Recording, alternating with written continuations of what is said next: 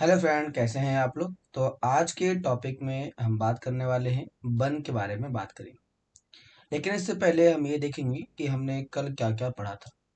इससे पहले की क्लास के लिए हम बात करें तो पहले की क्लास में हमने बात किया था कि प्राकृतिक वनस्पति के बारे में।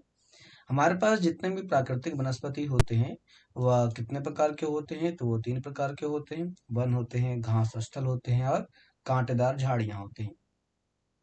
हमने इसमें भी देखा कि वन किसे कहते हैं, तो वह जो वृक्ष के लिए उपयुक्त तापमान परिपूर्ण वर्षा वाले क्षेत्रों में उगते हैं हम उन्हें क्या कहते हैं, वन कहते हैं। घास स्थल किसे कहते हैं, तो मध्यम वर्षा वाले क्षेत्रों में उगने वाले आपके पास पौधे को हम घास का स्थल कहते हैं। और कांटेदार झाड़ियां उन्हें कहते हैं जहाँ पर शुष्क क्षेत्र होता है, जहाँ का तापमान काफी ज्यादा हो और रेनफॉल कम हो। ऐसे क्षेत्रों को हम कहते हैं शुष्क या फिर कांटेदार झाड़ियां का क्षेत्रफल कहते हैं। आइए देखते हैं आगे आज के टॉपिक में। आज के टॉपिक में हम बात करने वाले हैं उष्ण कटिबंधीय सदाबहार वन के बारे में बात करेंगे। कहता है कि इन वनों को उष्ण कटिबंधीय वर्षा वन भी कहते हैं। ये वन घने वन होते हैं जो भूमध्य रेखा और उष्ण कटिबंधीय के आसपास पाए जाते हैं। भूमध्य रेखा का मतलब होता है 0 डिग्री और उष्ण कटिबंध का मतलब होता है 23 डिग्री हाफ नॉर्थ के आसपास पाया जाता है। इसको समझने के लिए आप लोग इसे एक ग्लोब बना सकते हैं और ग्लोब के बीच वाले पार्ट जो 0 डिग्री होता है और जो 23 डिग्री होता है, tropic of cancer, tropic of capricorn, इनके बीच के इलाके में जो भी हमारे पास फॉरेस्ट पाए जाते हैं हम उन फॉरेस्ट को कहते हैं एवरग्रीन फॉरेस्ट कहते हैं या उष्ण कटिबंधीय सदाबहार वन कहते हैं। कहता है कि ये जो क्षेत्र होता है गर्म होते हैं। ऐसा इसलिए गर्म होता है क्योंकि यहाँ पर लगातार क्या होती है, यहाँ पर लगातार सूरज की किरणें पड़ती रहती है, सनलाइट सीधे पड़ती है, इसलिए यहाँ पर गर्मी ज्यादा देखने को मिलती है।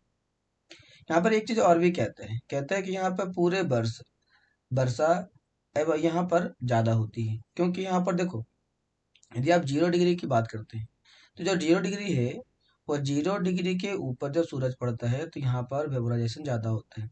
तो यहाँ पर पानी का बाष्पीकरण ज्यादा होता है। ज्यादा होगा तो यहाँ पर क्या बनेंगे, बादल बनेंगे, कंडेंसेशन होगा और फिर यहीं पर बारिश पड़ जाएगी। इसीलिए यहाँ पर होने वाली वर्षा काफी ज्यादा होती है। क्योंकि यहाँ का मौसम कभी शुष्क नहीं होता, कभी सूखा नहीं होता। यहाँ पर कभी सूखा देखने को नहीं मिलता है। इसीलिए यहाँ के पेड़ों की पत्तियां पूरी तरह से नहीं झड़ती। जब यहाँ पर तापमान कभी गर्म, जल्दी गर्म तो होता है लेकिन यहाँ का जो पेड़ पौधे की जो नमी होती है वो कभी खत्म नहीं होती। दूसरी जमीन की जो नमी होती है कभी खत्म नहीं होती। यहाँ पर मॉइस्चर हमेशा पाया जाता है। इसीलिए यहाँ की जो पत्तियां होती हैं वो गिरती नहीं है। इसीलिए इन्हें हम सदाबहार वन कहते हैं। तो सदाबहार वन किस लिए क्यों कहते हैं, इसीलिए कहते हैं क्योंकि ये अपने जो पत्ते होते हैं कभी गिराते नहीं हैं। काफी घने वृक्षों की मोटी बितान के कारण दिन के समय भी सूर्य के प्रकाश वन के अंदर तक नहीं पहुंच पाता। जैसे कि ये आप देख रहे हैं, ये जो आप देख रहे हैं फॉरेस्ट के बारे में ना, इस फॉरेस्ट में जब प्रकाश की किरणें पड़ती है तो ये अंदर तक नहीं जा पाती है, क्योंकि इसके ऊपर के तने इतने ज्यादा होते हैं कि यहाँ पर प्रकाश की किरणें अंदर तक पहुंच ही नहीं पाती। आमतौर पर यहाँ दृढ़ काष्ठ मतलब होता है मजबूत लकड़ी पाई जाती है, जैसे कि रोजवुड, अबनुस, महोगनी आदि जैसे कई सारे पेड़ पौधे पाए जाते हैं।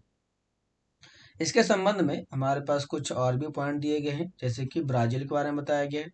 कहता है कि ब्राजील के उष्णकटिबंधीय सदाबहार वन इतने विशाल हैं कि ये पृथ्वी के फेफड़े, अर्थ का लंग्स के तौर पर इन्हें हम जानते हैं। आप बता सकते हैं कि क्यों जानते हैं इसे हम। ऐसा इसलिए क्योंकि ये पूरे विश्व के लगभग कार्बन का जितना उत्सर्जन होता है उसके 15% उसका 15% हिस्सा ये एब्जॉर्ब कर लेता है। इसीलिए हम ब्राजील के अंदर उगने वाले विशाल उष्णकटिबंधीय वन को हम पृथ्वी का फेफड़ा कहते हैं। अब आपको पता है कि ब्राजील के किस क्षेत्र के अंदर इस प्रकार के वन पाए जाते हैं, तो वो है आपका अमेजन रिवर के आसपास पाए जाते हैं। अमेजन जो रिवर है उसके आसपास ये पाया जाता है काफी बड़े स्तर पर। और अमेजन रिवर भी है तो उसी के आसपास जो घास के मैदान है, सॉरी बहुत बड़े जंगल जो पाए जाते हैं, वो इतना ज्यादा कार्बन का एब्जॉर्व करता है, इसीलिए इसे घास का से विश्व का फेफड़ा भी कहा जाता है। इसके संबंध में आइए थोड़ा सा और भी कुछ मेन टॉपिक है उसको देखते हैं। तो इसमें कहता है हमारे पास क्या, इसमें कहता है कि जो प्राकृतिक वनस्पति थी उसको हमने कितने पार्ट में बांटा था, तो हमने देखा था कि उसको हमने कल 5 पार्ट में बांट लिया था। आज हम इसी के पहले टॉपिक के ऊपर विस्तार से बात करते हैं। तो हमारा पहला टॉपिक है उष्णकटिबंधीय सदाबहार वन के बारे में बात करते हैं। जब हम बात करते हैं उष्णकटिबंधीय सदाबहार वन के बारे में, तो यहाँ पर जो रेनफॉल होता है वो 200 सेंटीमीटर से कम रेनफॉल होता है। यहाँ का जो स्ट्रक्चर होता है वो warm and the wet climate होता है। यहाँ पे ट्री जो होते हैं उसके लीव्स कभी भी डिफरेंट टाइम्स ऑफ ईयर कभी भी गिराते नहीं। यहाँ पे इसका कहता है क्या, यहाँ पर जो पेड़ों की हाइट होती है वो 60 मीटर के आसपास होती है। ये जो इलाका होता है वेरी डेंस इलाका होता है। यहाँ पर कैंसपी पाई जाती है। यहाँ के जो वुड होते हैं काफ़ी ज़्यादा हार्ड होते हैं। इसमें कौन कौन से पेड़ पौधे आते हैं, तो इसमें इवोनी आती है, महोगनी आती है, रोजवुड आती है, रबड़ आती है, सिनकोन आता है। यहाँ पर जो एलिफेंट जो जानवर पाए जाते हैं, एनिमल पाए जाते हैं, उसके अंदर एलिफेंट आता है, मोंकी आता है, लेमर आता है, डियर है। ऐसे कई सारे आपको यहाँ पर एनिमल्स पाए जाते हैं। ये कहाँ कहाँ पर मिल जाते हैं इंडिया के पार्ट के अंदर जो हम देखते हैं, तो ये इंडिया में कहाँ पर मिलेंगे, तो ये इंडिया में मिलता है वेस्टर्न घाट, अंडमान निकोबार आइलैंड, लक्षद्वीप, असम, तमिलनाडु, ऐसे कुछ राज्यों में पाए जाते हैं। तो आपने देखा कि ये ज़्यादातर उस क्षेत्र में पाए जा रहे हैं जो हमारे पास ज़्यादातर कैसा इलाका है, तो कोस्टल इलाका है। कैसा इलाका है, कोस्टल इलाका है। तो ये कोस्टल इलाकों में काफ़ी बड़े स्तर पर पाए जाते हैं। ठीक है। इससे संबंधित एक पॉइंट और भी देखें तो क्लास कहता है क्या, कहता है कि उष्णकटिबंधीय सदाबहार और अर्ध सदाबहार वन के बारे में, तो ये पश्चिमी घाट के पश्चिमी ढाल और उत्तरी पूर्वी क्षेत्र के पहाड़ी और अंडमान निकोबार द्वीप समूह पर पाए जाते हैं। उष्ण और आर्द्र प्रदेशों में जहाँ पर वर्षा 200 सेंटीमीटर से अधिक होती है और यहाँ का तापमान 22 डिग्री सेल्सियस के आसपास होता है, वहाँ पर ये पाए जाते हैं। ये जो वृक्ष होते हैं ज़्यादा सघन होते हैं। यहाँ भूमि के नज़दीक झाड़ियाँ होती है, लताएं पाई जाती है। इनके ऊपर अधिपादन और सबसे अधिक लंबे और विशाल वृक्ष होते हैं, क्योंकि यहाँ के पेड़ों की लंबाई काफ़ी ज़्यादा होती है। जैसे मैंने आपको बताया 60 मीटर के आसपास होती है। इन वनों में पत्तों के झड़ने, फूल आने और फल लगने का समय अलग अलग होता है। इसीलिए वर्ष भर हरे भरे रहते हैं, मतलब कि कभी भी आपको सूखे हुए दिखाई नहीं पड़ेंगे। इनके अंदर अभी हमने देखा कौन कौन से पेड़ पाए जाते हैं, रोजवुड, महोगनी, एनी, एवेनी। अर्ध सदाबहार वन और वन सदाबहार वन जो है, और ये पर्णपाती वनों के मिश्रित रूप में पाए जाते हैं। इनके मुख्य वृक्ष प्रजातियों में देखा जाए तो साइडर है, होलक है और केल पाए जाते हैं। तो ये थे इसके बारे में कुछ विशेष जानकारियों के बारे में। आइए देखते हैं नेक्स्ट टॉपिक के बारे में। तो यहाँ पर नेक्स्ट टॉपिक कहता है क्लास, क्या कहता है यहाँ पर कि एनाकोना एनाकोंडा सॉरी एनाकोंडा जो है वह विश्व का सबसे बड़ा सांप है। ये कहाँ पाया जाता है, तो ये भी उष्णकटिबंधीय सदाबहार वन में पाए जाते हैं।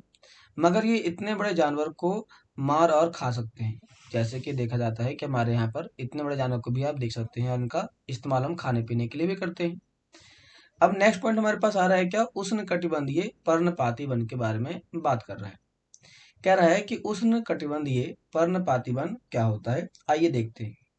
तो कह रहा है कि उष्णकटिबंधीय पर्णपाती वन जो होते हैं ये मॉनसूनी वन होते हैं। मॉनसूनी, ये मॉनसूनी का मतलब क्या होता है, मॉनसूनी का मतलब होता है जब हमारे यहाँ पर वर्षा आएगी, जब हमारे यहाँ पर रेनफॉल होगा, तो यहाँ पर इस प्रकार के पौधे का जन्म होगा, ये बढ़ेंगे।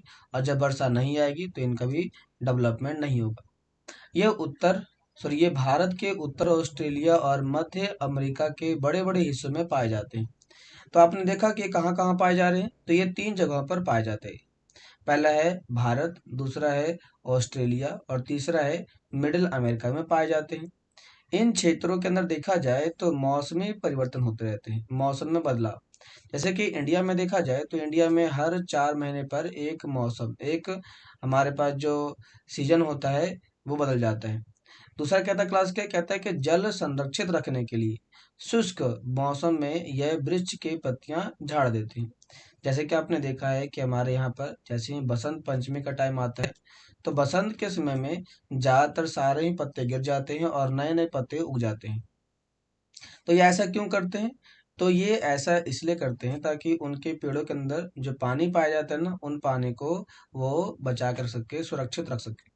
कहता है इन वनों में पाए जाने वाले दृढ़ काष्ठ, मतलब कि जो मजबूत लकड़ियां होती है वो कौन कौन सी होती है, तो वो होता है साल होता है, सागवान होता है, नीम होता है और शीशम होता है। इसके साथ देखा जाए तो इनका जो इस्तेमाल होता है वो हम फर्नीचर में करते हैं।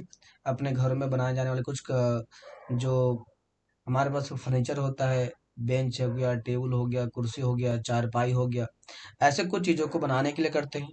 इसके साथ साथ हम इसका इस्तेमाल यातायात ट्रांसपोर्ट में करते हैं, डेवलपमेंट में करते हैं। ये सारी चीज़ें इन चीज़ों के बनाने में काफ़ी ज़्यादा उपयोगी होती है।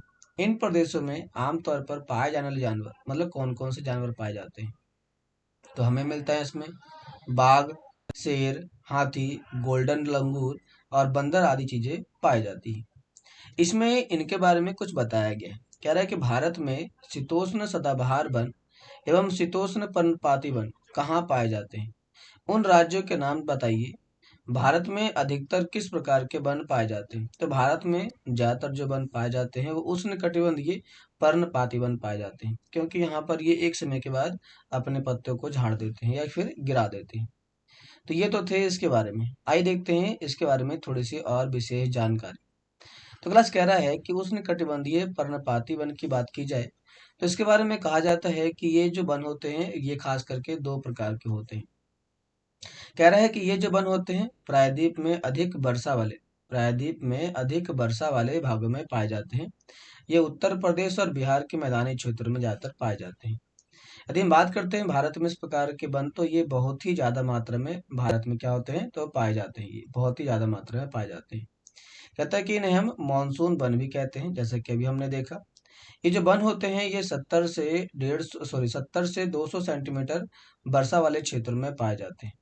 यहाँ पर जल काफी ज्यादा मात्रा में पाई जाती है, इसीलिए यहाँ पर आर्द्र और शुष्क पर्णपाती वन में बांटा जाता है। किस किस भागों में?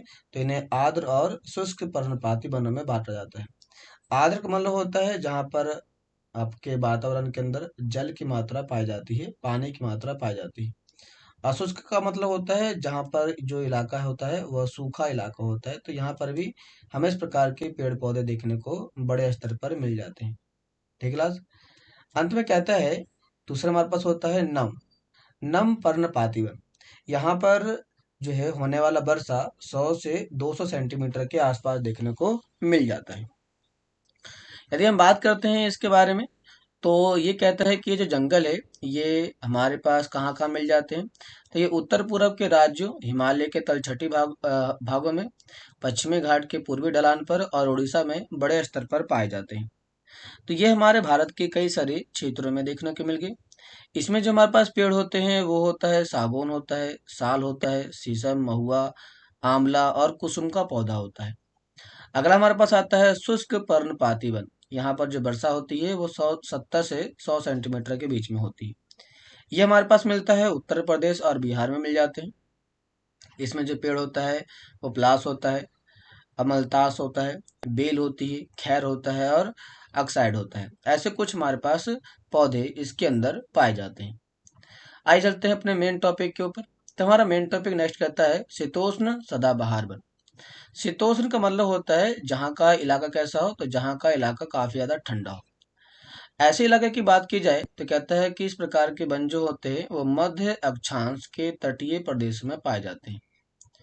ये सामान्यतः महाद्वीप के पूर्वी किनारों पर पाए जाते हैं। महाद्वीप के पूर्वी किनारे मतलब कि हमारे पास जो ये महाद्वीप है तो इसका जो पूर्वी किनारा होगा, ये जो इलाका होगा यहाँ पर पाए जाएंगे। जैसे कि दक्षिण पूर्वी अमेरिका। आपने अमेरिका के नक्शे को देखा होगा, तो अमेरिका का जो नक्शा है ना वो कुछ इस टाइप का नक्शा है।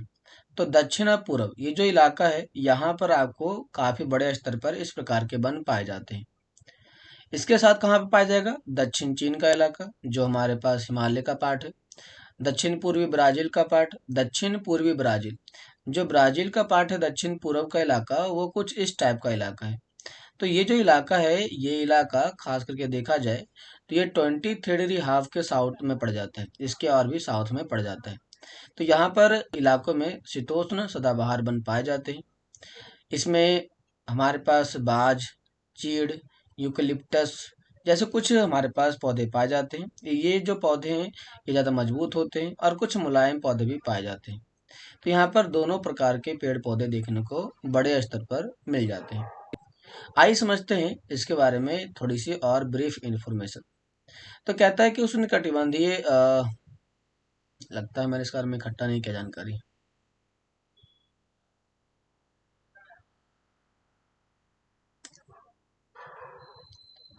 नहीं क्लास, देखो इसमें हमारे पास इतनी जानकारी थी कि जो सदाबहार वन होते हैं ये खास करके हमारे भारत के और सॉरी विश्व के इन क्षेत्र में बड़े स्तर पर पाए जाते हैं। इस प्रकार का जो क्लाइमेट होता है हमारे इंडिया में हिमालय के ऊपर वाले पार्ट में पाए जाते हैं। तो यहाँ पर हमें इस प्रकार के पौधे देखने को मिल जाते हैं। अगला तो कह रहा है क्या, शीतोष्ण पर्णपाती वन की बात कर रहा है। शीतोष्ण पर्णपाती वन की बात करता है। ये क्या होते हैं? कह रहा है उच्च अक्षांश की ओर बढ़ने पर अधिक शीतोष्ण पर्णपाती वन मिलते हैं। चित्र 6.11 में आप देख करके समझ सकते हैं। ये उत्तर पूर्वी अमेरिका, चीन, न्यूजीलैंड, चिली और पश्चिमी यूरोप के तटीय प्रदेशों में पाए जाते हैं। कहाँ कहाँ पर? तो ये पाए जाते हैं आपका उत्तर पूर्व अमेरिका में पाए जाते हैं। अब यदि हम अमेरिका की बात करते हैं तो ये रहा आपके पास अमेरिका।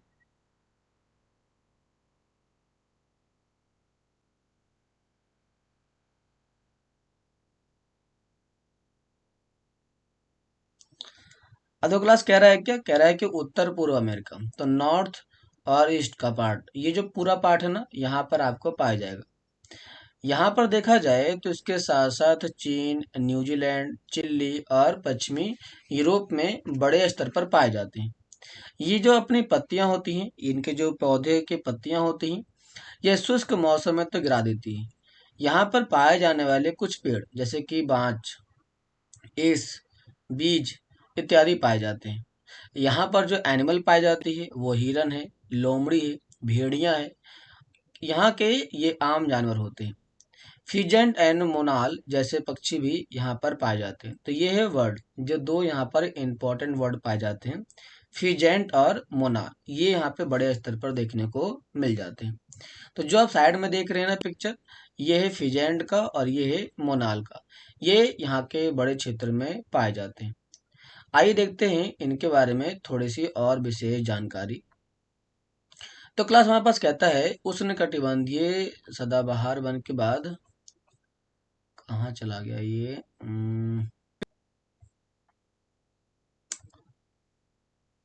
क्लास लगता है इसमें हमारे पास इतना ही टॉपिक था। नेक्स्ट हमारे पास कह रहा है क्या, भूमध्य सागरीय वनस्पति वन की बात करता है। भूमध्य सागर जानते हैं किसे कहते हैं? भूमध्य सागर की यदि बात की जाए तो ये जो इलाका है ये आपका है अफ्रीका और यूरोप। अफ्रीका और यूरोप का जो बीच का पार्ट होता है ना, इस बीच के पार्ट में हमारे पास काफी बड़े स्तर पर ये पाया जाता है। ये महाद्वीप के पूर्व और उत्तर पूर्वी किनारों के अधिकांश भाग में शीतोष्ण सदाबहार पर्णपाती पेड़ों से ढका हुआ इलाका है। महाद्वीपों के पश्चिमी एवं दक्षिणी पूर्वी किनारों पर भिन्न है। यहाँ भूमध्य सागरीय वनस्पति पाई जाती है। यह अधिकतर यूरोप, अफ्रीका और एशिया के भूमध्य सागर के समीप वाले क्षेत्र में पाई जाती है, इसीलिए इसका नाम पड़ा है। ये वनस्पति भूमध्य सागर के बाहरी प्रदेशों में जैसे कि यूएसए के, कैलिफोर्निया के, दक्षिणी पश्चिमी अफ्रीका के, दक्षिणी पश्चिमी अमेरिका के, दक्षिणी पश्चिमी आपके ऑस्ट्रेलिया में काफी बड़े स्तर पर पाई जाती है। इन प्रदेशों में शुष्क गर्म वर्षा और मृदु शीत ऋतु पाई जाती है। मतलब ये हुआ कि यहाँ पर ठंडी तो पाई जाती है लेकिन काफी सूखा ठंडी पाई जाती है। इन क्षेत्रों में आमतौर पर संतरा, अंजीर, जैतून और अंगूर जैसे नींबू वंश के फल पैदा होते हैं। सिट्रस सिट्रस नाम के पौधे जितने भी होते हैं कैटेगरी के, उनके पौधे यहाँ पर पैदा होते हैं। क्योंकि लोगों ने अपनी इच्छा के अनुसार कृषि करने के लिए यहाँ की प्राकृतिक वनस्पति को हटा दिया है। यहाँ वन्य जीवन कम है। यहाँ पर गर्मी ज़्यादा पड़ने के कारण यहाँ पे पाए जाने वाले जितने भी जंगली जानवर होते हैं या फिर यहाँ पर जो वन होते हैं या यहाँ के जो जानवर होते हैं उनकी संख्या काफ़ी कम होती है। क्योंकि अभी मैंने आपको ऊपर बताया था, ये जो हमारा इलाका होता है इस इलाके के आसपास का जो इलाका होता है, खास करके नीचे का जो इलाका है, ये पूरा का पूरा जो इलाका है वो सहारा डेजर्ट से घिरा हुआ है। और ये जो पूरा लाइन है ये लाइन 23 डिग्री हाफ नॉर्थ की बात कर रहा है। लेकिन इतना ही आप यदि साउथ में जाएंगे तो इस लाइन के आसपास के थोड़ा सा इलाका जो है वो सूखा सा इलाका है। तो यहाँ पर हमें जो क्लाइमेट पाई जाती है वह भूमध्य सागरीय क्लाइमेट पाई जाती है, और वहां पर इस प्रकार की वनस्पति पेड़ पौधे पाए जाते हैं। कहता है कि भूमध्य सागरीय पेड़ जो होते हैं शुष्क और ग्रीष्म ऋतु में स्वयं को ढाल लेते हैं। जैसे गर्मी आती है वो अपने आप को उसी के अकॉर्डिंग ढाल लेते हैं। उनकी मोटी छाल एवं पत्तियां बाष्पोत्सर्जन को रोकती है। बाष्पोत्सर्जन का मतलब होता है वेपराइजेशन। जो पानी के कण बूंदे जो पत्तियों से उड़ करके एटमॉस्फेयर में जाती है, ये उसको कम कर देती है। कह रहा है भूमध्य सागरीय प्रदेशों को फलों की कृषि के कारण विश्व का फलोद्यान भी कहा जाता है, क्योंकि विश्व में जितने भी हम फलों की खेती करते हैं, ज़्यादातर फलों की खेती 23 डिग्री हाफ नॉर्थ से लेकर के 23 डिग्री हाफ साउथ डिग्री के बीच में हम इस प्रकार की खेती ज़्यादातर करते हैं। इसीलिए इन इलाकों को हम कहते हैं फल उद्यान, मतलब कि फलों का उद्यान या बगीचा भी यहाँ पर कहा जाता है। आइए बात करते हैं शंकुधारी वन के बारे में बात करते हैं। कह रहा है कि उत्तरी गोलार्ध के उच्च अक्षांश में भव्य शंकुधारी वन पाए जाते हैं। इन्हें टैगा भी कहते हैं। ये वन अधिक ऊंचाई पर भी पाए जाते हैं। अधिक ऊंचाई का मतलब हुआ जो पहाड़ी इलाका होता है ना, ये यहाँ पर ज्यादा मात्रा में पाई जाती है। इन्हीं वृक्षों को सलीमा ने हिमालय में प्रचुर मात्रा में देखा था। ये लंबे नरम काष्ठ वाले सदाबहार वृक्ष होते हैं। इन वृक्षों के काष्ठ का उपयोग लुगदी बनाने के लिए किया जाता है। लुगदी का मतलब होता है कागज। जो हम कागज का इस्तेमाल करते हैं ना, उसको बनाने के लिए इसका किया जाता है। ये सामान्यतः अखबारी कागज बनाने में काम आती है। नरम काष्ठ का उपयोग माचिस और पैकिंग के लिए बक्से बनाने के लिए भी उपयोग किया जाता है। जैसे कि चीड़, देवदार आदि इन वनों के मुख्य पेड़ होते हैं। यहाँ पर रजत लोमड़ी, मिंक, ध्रुवरी भालू, जिसे कहते हैं पोलर बियर, ऐसे कुछ जानवर बड़े स्तर पर पाए जाते हैं। इनके संबंध में दिया गया है अपने आसपास नरम और मजबूत काष्ठ मतलब लकड़ी से बनी गई वस्तुओं पर ध्यान दीजिए। अपने पेड़ों से अपने आसपास के वृक्षों के नाम के बारे में पता करें। कहता है रूसी भाषा में टैगा का अर्थ होता है शुष्क या अनछुआ, मतलब कि जहां पर आज तक कोई गया ही ना हो, ऐसे इलाकों को शुष्क कहा गया है। नेक्स्ट हमारे पास कहता है क्या घास के स्थल की बात करता है। घास के स्थल की बात की जाए तो कहता है कि उष्णकटिबंधीय घास के स्थल ये वन भूमध्य रेखा से किसी भी तरफ उग सकते हैं, मतलब कि 0 डिग्री के आसपास कहीं पर भी देखने को मिल सकते हैं। भूमध्य रेखा के दोनों ही ओर उष्णकटिबंधीय क्षेत्र फैले हुए हैं। यह वनस्पति निम्न से मध्य वर्षा वाले क्षेत्र में पैदा होती है। यह घास काफी ऊंचाई लगभग 3 से 4 मीटर की ऊंची तक घास पाई जाती है। अफ्रीका का सवाना घास मैदान इसी का एक पार्ट है। जो सवाना घास का मैदान है वो किसका पार्ट है, तो वो घास का एक स्थल है। सामान्यतः रूप से देखा जाए तो उष्णकटिबंधीय घास के मैदान में हाथी, जेबरा, जिराफ, हिरन, तेंदुआ ऐसे कुछ जानवर बड़े स्तर पर देखने को मिल जाते हैं। आगे हमारे पास कहता है क्या, कहता है शीतोष्ण घास के मैदान। ये मध्य अक्षांशीय क्षेत्रों में महाद्वीपों के भीतरी भाग में पाए जाते हैं। यहाँ के घास आमतौर पर छोटी और पौष्टिक होती है। पौष्टिक मतलब होता है इसके अंदर जितने भी न्यूट्रिएंट होने चाहिए, ये सारे न्यूट्रिएंट पाए जाते हैं। शीतोष्ण प्रदेशों में सामान्यतः जंगली भैंसा, बाइसन, एंटीलोप पाए जाते हैं। कटीले झाड़ियों की बात करते हैं तो शुष्क रेगिस्तान जैसे कि प्रदेशों में पाई जाती है, मतलब कि जहाँ का रेगिस्तान सूखा होता है वहाँ पर कटीले झाड़ियाँ पाई जाती हैं। उष्णकटिबंधीय रेगिस्तान महाद्वीपों के पश्चिमी किनारे पर पाए जाते हैं। गर्मी अधिक वाले क्षेत्रों में और बहुत कम वर्षा वाले क्षेत्रों के कारण यहाँ पर वनस्पति की कमी पाई जाती है, क्योंकि यहाँ पर ज़्यादा बरसात नहीं होती है और जहाँ ज़्यादा गर्मी पड़ती है। कहता है विश्व के मानचित्र पर रेगिस्तानी प्रदेश को आप चिन्हित कीजिए कि रेगिस्तान कहाँ कहाँ पाए जाते हैं। तो पहला आपको मिल जाएगा कहाँ पर, पहला आपको मिल जाएगा राजस्थान के अंदर, मतलब भारत के अंदर मिल जाएगा आपको। दूसरा यदि बात करते हैं इसके बारे में तो आपको दूसरा मिल जाएगा कहाँ पर, तो दूसरा मिलता है आपके पास अफ्रीका में मिल जाता है। तीसरा आपका यूएसए मिल जाते हैं। इसके साथ देखा जाए तो ऑस्ट्रेलिया में मिल जाता है आपको। ऐसे कुछ देशों में आपको इस प्रकार के रेगिस्तान मिल जाते हैं। क्या आप भारत के बड़े रेगिस्तान का नाम बता सकते हो, तो हाँ हमें पता है, इसका नाम है थार। कहता है रेगिस्तान के कुछ जानवरों के नाम बताइए जिन्हें आप पहले से जान चुके हैं। यदि आप ध्रुवीय प्रदेश में जाएंगे तो वह स्थान आपको अत्यधिक ठंडा मिलेगा। यहाँ बहुत ही सीमित प्राकृतिक वनस्पति मिलती है। यहाँ केवल काई, लाइकेन और छोटी झाड़ियाँ पाई जाती हैं। ऐसा इसलिए क्योंकि वहाँ पर आपका सनलाइट पहुँचता ही नहीं है।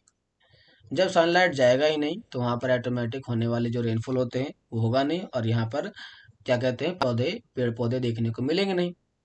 ये अल्पकालीन अल्पकालीन ग्रीष्म ऋतु के दौरान विकसित होती है। इन्हें हम टुंड्रा कहते हैं। कहता है कि ये वनस्पति यूरोप, एशिया और उत्तरी अमेरिका के ध्रुवीय पार्ट में पाई जाती है।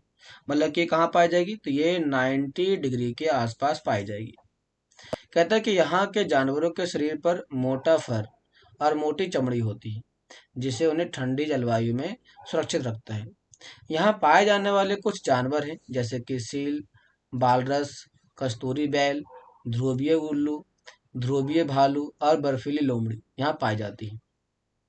सलीमा के पिता ने उसे कुछ घने वनों के चित्र दिखाए थे। कुछ चित्रों में सलीमा ने देखा कि लोग वृक्षों को काटकर वनों को साफ कर रहे हैं। उसके पिता ने बताया कि स्थानीय लोग खेती और अपने घरों के लिए स्थान चाहते थे, इसीलिए उन्होंने वनों को साफ कर दिया। सलीमा ने सोचने लगी कि अगर वनों को साफ कर दिया जाता है तो वन्य जीव कहाँ जाए, क्या ये पुनः वैसे ही जन बन पाएंगे? अगर लोग इस प्रकार पेड़ों को काटते रहें तो भविष्य में पर्याप्त ऑक्सीजन, जलवाष्प और लकड़ी, फल, मेवे इत्यादि हमें मिलना क्या हो जाएगी, तो इत्यादि हमें मिलना बंद हो जाएगी, क्योंकि ज़्यादातर चीज़ें हमें इन्हीं से तो मिलती है। तो यहाँ पर कुछ नाम दिए गए हैं। कहता है कि उष्णकटिबंधीय घास के मैदान। उष्णकटिबंधीय घास के मैदान कहाँ कहाँ होते हैं, तो ये पूर्वी अफ्रीका का सवाना है, ब्राजील में कंपोस होता है, वेनेजुएला में लानोस होता है। शीतोष्ण कटिबंध मतलब जहाँ का इलाका ठंडा है वहाँ के यदि घास के मैदान की बात की जाए तो अर्जेंटीना में पैम्पास है, उत्तरी अमेरिका में प्रेयरी है, दक्षिणी अफ्रीका में बेल्ड है, मध्य एशिया में स्टेपी है और ऑस्ट्रेलिया में डान है। ऑस्ट्रेलिया में डान या डॉन कहते हैं इसे। ऐसे कुछ हमारे पास क्या मिल जाते हैं, तो घास के मैदान पाए जाते हैं। क्या आप सलीमा से सहमत हैं? अपने दोस्त के साथ वनस्पति एवं प्राणी जगत की विविधताओं से हो रही कमी पर चर्चा कीजिए और इसके संरक्षण के बारे में अपना सुझाव दीजिए। क्या ये सही है या सही नहीं है?